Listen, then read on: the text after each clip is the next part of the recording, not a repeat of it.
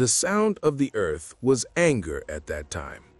The mountains had just emerged from the earth, the volcanoes were breathing, and the rain was falling incessantly. In a world that had not yet calmed down, somewhere among the rocks and the shadows of giant trees, a thin and trembling creature walked. His hands were empty, but something shone in his eyes. Something that was not seen in any other creature: alertness. He was neither faster than the hunters, nor stronger than the beasts. He had no armor but his skin, and no weapon but cold and impotent stone. But a spark had been ignited in his mind, a small spark that later became the fire of civilization. The earth was a house of fear in that era. The sky roared with thunder every day, and the earth, with a gentle tremor every night, warned that nothing in this world was permanent. The first man was born in the heart of this fear. He looked at the sky, at the great trees, at the flame of fire that had fallen from a lightning bolt on a branch. And he didn't understand. But he knew there was a secret behind these sounds, a secret that he had to understand in order to survive. He trembled in the silence of the night. The howl of the wolf, the roar of the cave lion, and the howl of the wind in the valleys threatened every moment of his life. But this fear kept him alive. Fear was man's first teacher. He learned to recognize smells, to read footprints, and to understand the signs of rain from the movement of clouds. His mind was taking shape, a mind that no longer just saw, but understood. In the dead of night, he would sometimes look into the fire. The flame danced, and the shadows moved on the cave wall. He didn't know why he was fascinated by those shadows, but it was as if he saw something of himself in the flame. Perhaps it was at that moment that the first spark of self-awareness was lit within the human mind. Early man fought with nature, but at the same time, he was inspired by it. He remembered the shape of every stone he picked up. Every wound he received was a lesson for tomorrow. And little by little, a kind of dialogue began to develop between the earth and him. Angry nature spoke, and man listened. As generations passed, that trembling creature was no longer just an animal. He planned his hunt, knew the migration route, and when he was caught in the snow and hunger, he found a way to survive. But something was still missing: understanding the secret of the world. In the caves, the first signs of art were seen. Hands on stone, drawings of animals, meaningless dots that perhaps had a meaning that we do not yet know. Who knows? Maybe those drawings were not just records of hunting, but the cry of a soul that had just awakened. Perhaps the first man wanted to say to the earth, "I see you, and you will never forget me again." Every roll, every line was a story of fear and hope, of an animal they killed to survive, of a friend who died in the cold of the night and never returned, of a child born in a cave and his cry echoed in the darkness. The cave was a house of memories, the stony memory of humanity. But in the midst of this silence, a question remained unanswered. Why was he painting? Why did he want to record something? Animals hunted and died, but man wanted more than survival. He wanted to understand. He wanted to understand what secret lay behind these mountains, in the heart of this darkness. The earth slowly subsided in anger. Seas were formed, forests spread, but man's mind would no longer rest. He was no longer just alive, he was awakening. And perhaps at that moment, in that dark cave, by a flickering flame, the first man looked into the fire and whispered, I am not alone. The world is speaking to me. Maybe that night was the beginning of everything. The beginning of thought, the beginning of questioning, the beginning of civilization.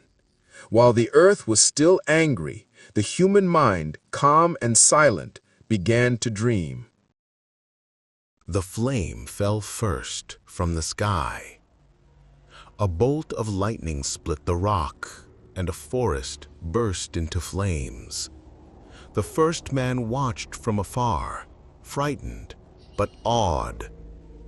The flame danced, devouring the earth, and in the heart of the ruin there was a light that drew him toward it. He did not know what it was, but he felt something awaken within him. One day, he picked up a half-burnt branch from the ashes. A small flame was still alive on the tip of the stick. The man reached out his hand. The heat burned his skin. He jumped back, but he approached again. He was not afraid, he was curious. At that moment, the first connection between man and fire was formed, a bond that would change the fate of humanity. Fire was an enemy that became a friend. Man was no longer just a hunter. Now he had the light. The flame burned away the cold of the night, drove away the animals, and cut through the heart of darkness. But most of all, the fire gave him a sense of power. Around the flames, the tribe gathered. In the warmth of that flickering light, sounds were heard that had never existed before. Whispers, whispers, vague sounds that later became words. Fire gave birth not only to heat, but also to language. At night, around the flame, the first man began to tell stories of an animal killed in the hunt, of a sky that became angry, of spirits dancing in the wind. And perhaps there, among the dancing shadows of the fire, the first myth was born. Man realized that he could imagine something that did not exist. He could fear it or believe in it. From the heart of these flames, belief was born. Some said that fire came from heaven, a gift from higher beings. Others believed that the souls of their ancestors burned within the flame. And from these thoughts, the first sparks of religion were formed in the human mind. For him, fire was not just a means of survival. It was a bridge between the real world and the unknown. When the flame danced, man gazed within himself. In the light and shadow, he saw the faces of his ancestors. He mistook the sound of the wind for the voice of the gods.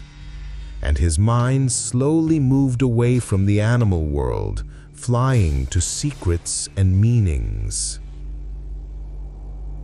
One stormy night, when the flame was dying down, a man picked up a stone and shook it. A spark struck, and the fire came back to life. The others stared. In his eyes, there was something that had never been seen before, the understanding of power. He had understood that he could create something that he had only seen in the sky before.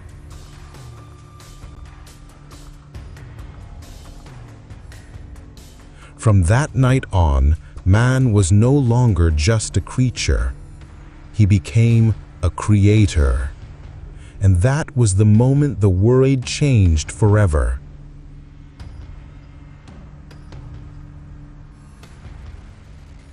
The tribes began to consider fire sacred. The flame became the center of life. Children grew up next to it. The elderly died next to it. Fire was the beating heart of the tribe, the light of life, and the symbol of immortality.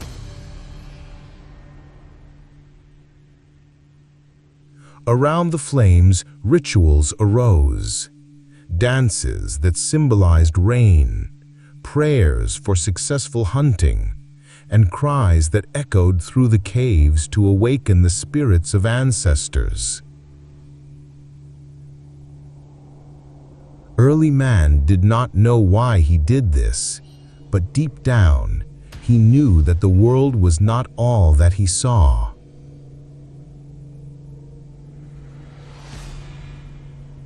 In his heart, he believed that a hidden power flowed through everything, in the sky, in the earth, and in himself.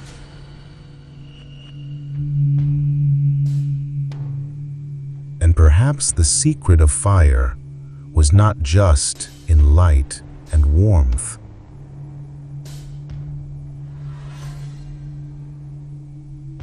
But in that it brought man face to face with himself.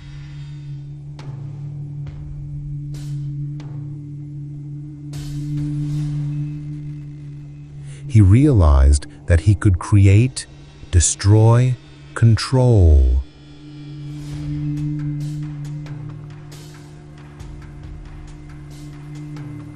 And with that simple discovery, civilization began.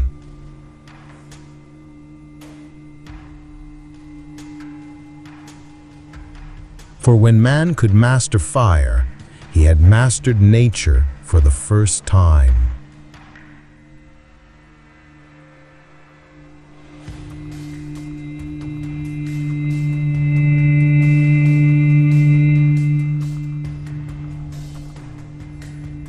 But with power came a new fear.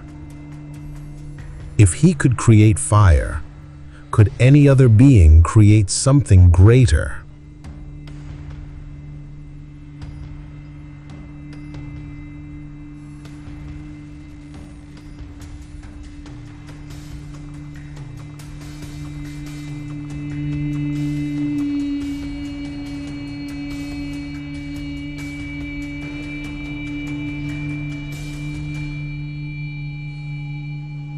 Fire had saved man from the darkness. But now, in the light of those flames, a new mind had opened its eyes. A mind that wanted to know more, to understand more, to create more. A mind that was no longer just about survival, it was about meaning. The first man would sit by the fire and stare into the flame. In silence, he would think. He would think of the day that had not been, and of the tomorrow that might come. He realized that there was something inside him that was beyond his body, something that would not die. And this was the most dangerous and beautiful discovery in history: consciousness. One day, when the tribe's hunters returned from a journey, one of them pointed with his hands to the sky, to the animal, to the path. The others understood. At that moment, the first word was born, not from language, but from the need to understand. Little by little, sounds took shape. The roars and groans became signs, and the signs became words. For the first time, man could pour out his thoughts, release them into the air, and make them live in another mind. Language was the second fire, a flame that was lit not in a cave, but in the mind of man. With language, hunts were planned, tribes were united, and collective memory was born. Now, man could describe something that had not been seen and talk about something that had not yet happened. He was no longer a prisoner of the moment. He had become the master